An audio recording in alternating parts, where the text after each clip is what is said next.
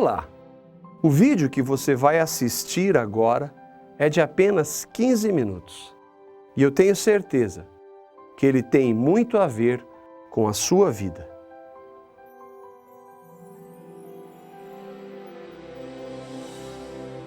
Há um tempo atrás, um amigo meu chamado Thomas conversava com um jovem que iria prestar vestibular. Não sei qual era o nome do rapaz, mas vamos chamá-lo de João como exemplo. O bate-papo entre os dois era sobre o que o João esperava de sua vida, as coisas que ele gostaria de ter e de fazer, coisas que todos nós pensamos em nosso dia a dia. A conversa começou com uma pergunta do Thomas. E depois, João? O que vai acontecer se você passar no vestibular? Ele então respondeu: bem, depois eu quero fazer o curso, é claro. E depois, quando você terminar a faculdade, o que você pretende? Espero que logo após terminar eu consiga um bom emprego. Thomas então continuou: e depois do emprego? Bom, eu quero casar, ter filhos. Tudo bem, João, mas e depois do casamento e dos filhos? Eu espero ter uma casa, um bom carro, curtir meus filhos. A essa altura, você já sabe qual foi a pergunta que o Thomas fez, certo? E depois? João, então, mais uma vez respondeu: meus filhos vão crescer, vão estudar, depois trabalhar. Quando eles estiverem maiores, quem sabe eu não faça umas viagens com a minha esposa. Tudo bem, João, mas e depois? Ué, depois eu devo ficar velho, me aposentar, sei lá. Tá certo, João, mas e depois que você ficar velho? E depois de sua aposentadoria? O João já estava tão cansado com tantos e depois que respondeu meio impaciente. Mas como e depois? Depois eu vou morrer como todo mundo. O Thomas então parou e perguntou pela última vez: João, e depois, o que vai acontecer? Não importa se você que assiste esse vídeo é adolescente, jovem, adulto ou uma pessoa mais velha. Não importa também se você é homem ou mulher. O fato é que nós precisamos saber responder a esta questão. E depois? O que vai acontecer conosco quando essa vida acabar? Afinal, quem garante que o João, eu ou você, viveremos todos os anos que gostaríamos? Ninguém, nós sabemos disso. Quantas pessoas não conhecemos que partiram antes do tempo? Por isso, precisamos saber o que vai acontecer depois. Ninguém sabe o que acontece depois. Alguns vão dizer isso. Outras pessoas ainda vão afirmar que não acontece nada. Quando morrermos, tudo vai acabar. Alguns acreditam que vão reencarnar. Outros dizem que vão para o purgatório. Outros ainda vão falar que todos passamos dessa para uma melhor. Bem, opiniões não faltam. Contudo, nossas opiniões não têm importância alguma. O que importa é o que Deus diz. E o que Ele diz? A Bíblia, que é a palavra dele, responde: aos homens está ordenado morrerem uma só vez, vindo depois disso o juízo. Deus diz que após você e eu morrermos, nós vamos estar frente a frente com Ele para sermos julgados. É isso que quer dizer a palavra juízo, descrita no texto bíblico que você acabou de ouvir. Essa é a única resposta para o que vai acontecer depois. Deus está afirmando que seremos julgados por nossas vidas aqui na terra. Eu vou estar lá, você também. Toda a humanidade um dia vai estar diante de Deus. A Bíblia também diz como isso vai acontecer. Então vi um grande trono branco e aquele que está sentado nele. A terra e o céu fugiram de sua presença e não foram vistos mais. Vi também os mortos, tanto os importantes como os humildes, que estavam de pé diante do trono. Foram abertos livros e também foi aberto outro livro, o livro da vida. Os mortos foram julgados de acordo com o que cada um havia feito, conforme estava escrito nos livros. Aí o mar entregou os mortos que estavam nele. A morte e o inferno também entregaram os que eles tinham em seu poder. E todos foram julgados de acordo com o que cada um havia feito. Então a morte e o inferno foram lançados no lago de fogo. Esse lago de fogo é a segunda morte. Você entende por que é importante saber a resposta da pergunta que Deus está lhe fazendo agora? E depois, Deus está perguntando para você. Ele diz em sua palavra que morremos uma só vez. Não há outra chance depois de partirmos desse mundo. Só podemos responder essa pergunta nessa vida. E qual é a resposta? Nos textos da palavra de Deus que acabamos de ver, lemos que seremos julgados e que as pessoas que não tiverem seus nomes escritos no livro da vida serão condenadas para sempre.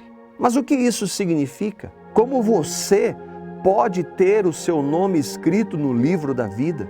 Deus diz que todos somos pecadores e por isso não podemos conhecê-lo. Todos pecaram e carecem da glória de Deus. Por sermos pecadores desde que nascemos, nós estamos separados de Deus. E como pecadores, o nosso julgamento será a condenação eterna. Por sermos pecadores, é que cometemos os pecados que nos afastam de Deus. É Ele quem diz isso. Vocês sabem que os maus não terão parte no reino de Deus. Não se enganem, pois os imorais, os que adoram ídolos, os adúlteros, os homossexuais, os ladrões, os avarentos, os bêbados, os caluniadores e os assaltantes não terão parte no reino de Deus. Quanto, porém, aos covardes, aos incrédulos, aos abomináveis, aos assassinos, aos impuros, aos feiticeiros e aos idólatras, e a todos os mentirosos, a parte que lhes cabe será no lago que arde com fogo e enxofre, a saber, a segunda morte. Não existe uma única pessoa que possa dizer que não comete pecados. Todos nós somos pecadores. Alguns vão dizer: mas eu não sou tão ruim assim.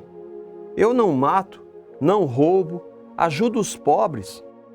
Muitas pessoas pensam dessa forma, mas para Deus isso não muda nada. As coisas que tentamos fazer para agradar a Deus são chamadas por Ele atos de justiça. Todos nós nos tornamos impuros. Todas as nossas ações são como trapos sujos. Somos como folhas secas e os nossos pecados, como o vento, nos carregam para longe. Para Deus, não adianta obedecer apenas alguns mandamentos. Os que confiam na sua obediência à lei estão debaixo da maldição de Deus. Pois as Escrituras Sagradas dizem: quem não obedece sempre a tudo que está escrito no livro da lei está debaixo da maldição de Deus. Porque quem quebra um só mandamento da lei é culpado de quebrar todos. Mesmo assim, algumas pessoas podem se perguntar: mas e se eu participar de uma crença? E se eu for católico, espírita, ter nascido em um lar evangélico ou participar de outra religião qualquer? Isso não pode melhorar minha situação diante de Deus? E se eu ajudar os pobres, se eu tentar parar de pecar, Isso não vai contar nada diante de Deus? É triste afirmar isso, mas esta é a mais pura verdade. Eu e você somos pecadores e nesse estado estamos separados de Deus. Não funcionará também se tentarmos mudar nossas práticas, como não roubar mais, parar de mentir, não adulterar, não matar, não falar palavrões, etc. Deus está afirmando que, no dia em que estivermos diante dele, ninguém poderá se justificar por tentar obedecer seus mandamentos ou ser uma pessoa melhor. Ele nos deu seus mandamentos para que saibamos que somos pecadores. E se permanecermos como pecadores, nossos nomes não serão escritos no livro da vida. Além disso, se continuarmos assim, o que vai acontecer depois da morte será a nossa condenação eterna. Mas esta não é a vontade de Deus para ninguém. Essa não é a vontade dele nem para mim, nem para você que assiste agora este vídeo. O próprio Deus diz isso. Desejaria eu, de qualquer maneira, a morte do ímpio? Diz o Senhor Deus. Não desejo antes que se converta dos seus caminhos e viva. Deus, nosso Salvador, quer que todos os homens sejam salvos e venham ao conhecimento da verdade. Mas como eu e você podemos ser salvos? Como podemos ter nossos nomes escritos no livro da vida? Como podemos ter certeza do que vai acontecer conosco logo depois que partirmos dessa vida? Deus, em sua palavra, diz que mesmo sendo nós pecadores, Ele nos ama. Foi por isso que Ele enviou Jesus. Porque Deus amou o mundo de tal maneira que deu o seu Filho unigênito, para que todo aquele que nele crê não pereça, mas tenha a vida eterna. Porque Deus enviou o seu Filho ao mundo não para que o condenasse, mas para que o mundo fosse salvo por ele. Quem crê nele não é condenado, mas quem não crê já está condenado, porquanto não crê no nome do unigênito Filho de Deus. Jesus é o Filho de Deus, o Deus encarnado e sem pecado que veio até nós para nos salvar. E Ele fez isso através de seu sangue derramado na cruz, sua morte e ressurreição. Assim, Ele nos salvou e nos perdoou de todos os nossos pecados. Se, porém, andarmos na luz, como Ele está na luz, mantemos comunhão uns com os outros, e o sangue de Jesus, seu Filho, nos purifica de todo pecado. Por isso, você precisa crer em Cristo e recebê-lo em sua vida. O que fazer então? Ele, mais uma vez, nos diz: se você, com sua boca, confessar Jesus como Senhor e em seu coração crer que Deus o ressuscitou dentre os mortos, você será salvo. Porque com o coração se crê para a justiça e com a boca se confessa para a salvação. A salvação que Deus oferece custou o sofrimento, o sangue e a morte de Jesus. Mas para nós, ela é de graça. Pois pela graça de Deus, vocês são salvos por meio da fé. Isso não vem de vocês, mas é um presente dado por Deus. A salvação não é o resultado das obras de vocês, para que ninguém se glorie. Você se lembra do título deste DVD? E depois, o que vai acontecer? Se você receber a Cristo como Salvador e Senhor de sua vida, crendo em sua morte e ressurreição, Quando terminar essa vida, você estará para sempre com Ele. Se você ainda não recebeu a Cristo em sua vida, crendo em sua morte e ressurreição, feita por você e em você, e foi incomodado pelo que assistiu durante esses minutos, essa é a hora de recebê-lo. Lembre-se do que Deus diz: crer e confessar. Se você crê no que Cristo fez, fale com Ele agora.